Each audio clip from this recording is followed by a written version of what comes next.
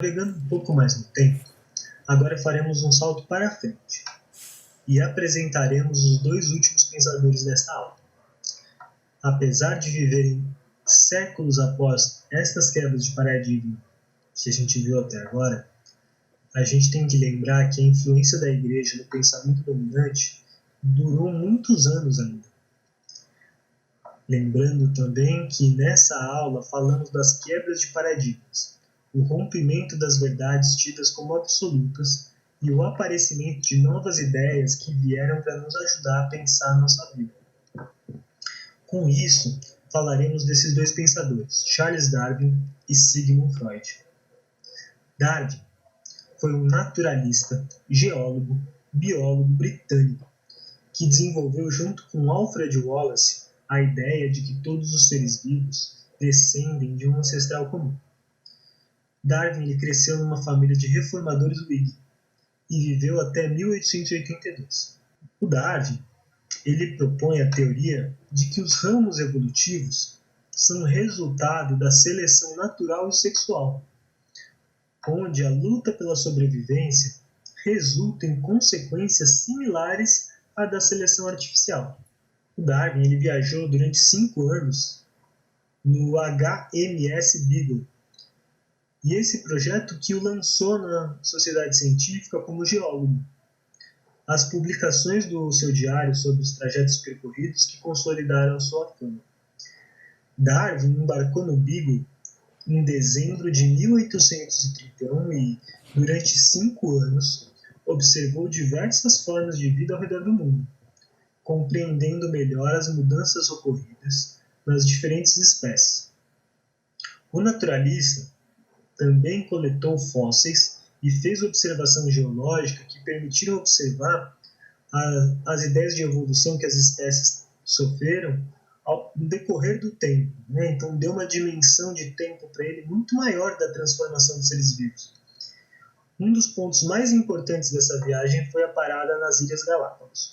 Lá, o Darwin percebeu que cada ilha possuía um grupo de pássaros endêmicos, que era endêmico é característico daquele lugar, e que provavelmente essa especificidade apresentava uma relação com as características do meio ambiente que essas aves viviam. Essa análise foi muito importante para entender o processo da seleção natural que depois ele iria propor. O Darwin ele evitou a todo custo uma discussão explícita sobre a origem humana, mas ele demonstra a importância desse tipo de discussão numa frase que ele diz, abre aspas, que a luz seja jogada na origem humana e sua história. Bom, essas teorias elas encontraram resistência nos grupos religiosos, e apesar de que as suas ideias foram relativamente aceitas na comunidade científica da época, ainda encontrou uma série de críticas, E para a gente entender melhor a quebra de paradigma presente, a gente pode falar um pouco sobre a formação intelectual do Darwin. O Darwin, com 16 anos, começou um curso de medicina, seguindo uma tradição da família dele. E lá ele conheceu alguns dos colegas que vão fazer o debate científico com ele ao longo da sua vida. Darwin não concluiu medicina, abandonou o curso e foi enviado pelo seu pai para a Universidade de Cambridge, para cursar o bacharelado em artes e também se tornar padre na igreja anglicana. Nesse momento ele conhece John Stephen Heslop, um naturalista que é dedicado à botânica, e foi esse naturalista que indicou Darwin para participar da tripulação do HMS Beagle, Her Majesty's Ship. Nessa época, Darwin não duvidava da interpretação literal da Bíblia. Ao retornar, só que ele se tornou um crítico da Bíblia como um livro histórico. O Darwin seguia as ideias de um professor que ele teve, que chama William Paley, que buscava as explicações nas leis da natureza, ao invés de respostas milagrosas, e viu a adaptação das espécies como uma evidência de um design divino. Para o Darwin, a seleção natural ela produziu o lado bom da adaptação, mas removia a necessidade de um design inteligente, sendo que ele não conseguia ver o trabalho de uma divindade onipotente diante de toda a dor e sofrimento do mundo. E daí, para isso, ele usa um exemplo da biologia, de um tipo de vespa que paralisa a lagarta para essa lagarta servir como comida viva para os seus filhotes. Então, existiam coisas para o Darwin que não fazia sentido com o design inteligente. Bom, embora ele pensasse que a religião fosse uma estratégia tribal de sobrevivência, ele também relutava, ou seja, lutava muito em desistir da ideia de Deus como um juiz supremo.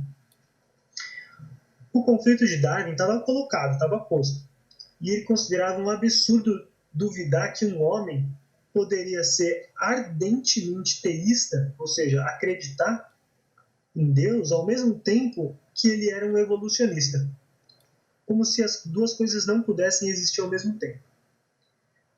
E apesar de tudo, em 1879, 3 anos antes da sua morte, ele escreveu, abre aspas, "Eu nunca fui um ateísta no sentido de negar a existência de Deus.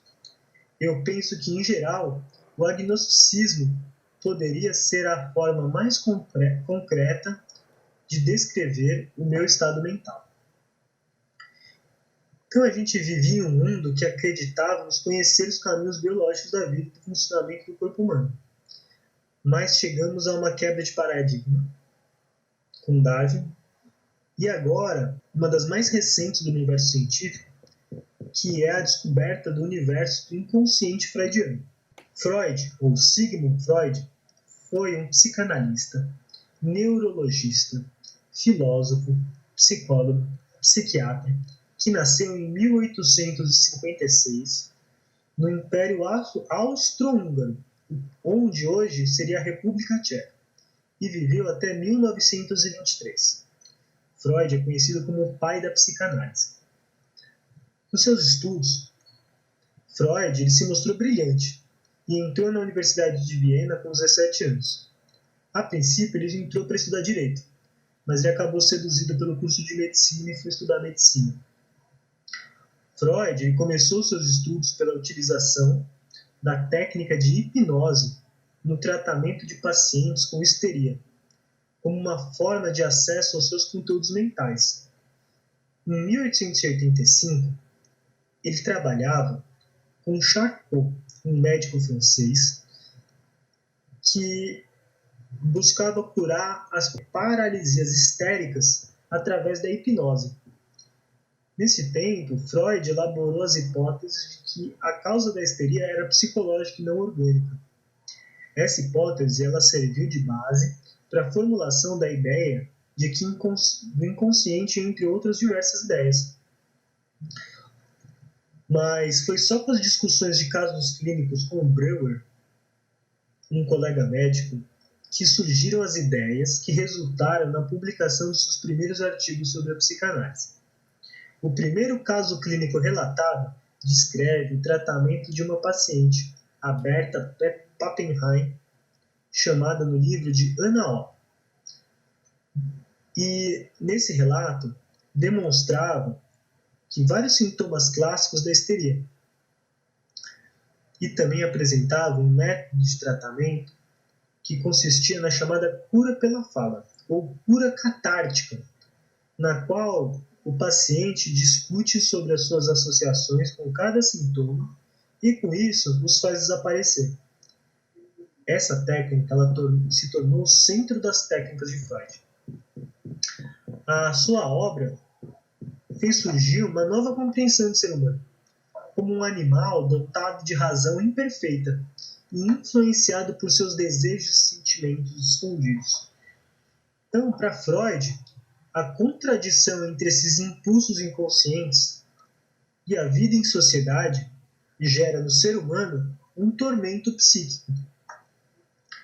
Essas ideias elas deram origem a um novo método, que chama a cura pela fala, ou seja, a psicanálise, que utilizava então a interpretação dos sonhos e a livre associação como vias de acesso para o inconsciente. O Freud ele foi inovador na sua teoria da mente e do comportamento humano.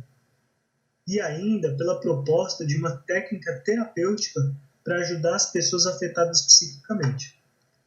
Provavelmente, a contribuição mais significativa que o Freud fez ao pensamento moderno é a de tentar dar ao conceito de inconsciente um estado científico, que até hoje não é uma compreensão pacífica, universal entre todos os psicólogos, né? E os conceitos freudianos sobre o inconsciente foram revolucionários, uma vez que propõem uma mente humana dividida em camadas ou níveis, dominada em certa medida por vontades primitivas, que estão escondidas sob a consciência, debaixo da consciência, e que se manifestam nos lapsos e nos sonhos.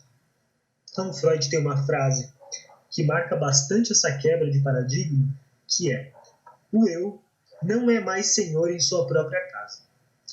Essa frase está em conferências introdutórias sobre a psicanálise. Tá? Depois, nos tempos do nazismo, Freud, que tem a origem judaica, perde 4 dos 5 irmãos nos campos de concentração.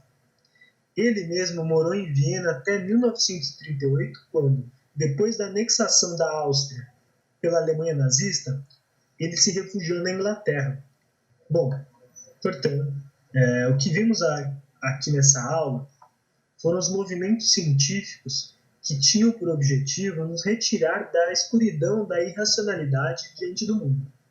Não mais aceitaríamos verdades absolutas e imutáveis como origem para os nossos pensamentos e formas de ver o mundo. Tudo isso graças a estes e outros muitos pensadores que também não puderam aparecer nessa aula. Agradeço a atenção que tiveram e até a nossa próxima aula. Tchau!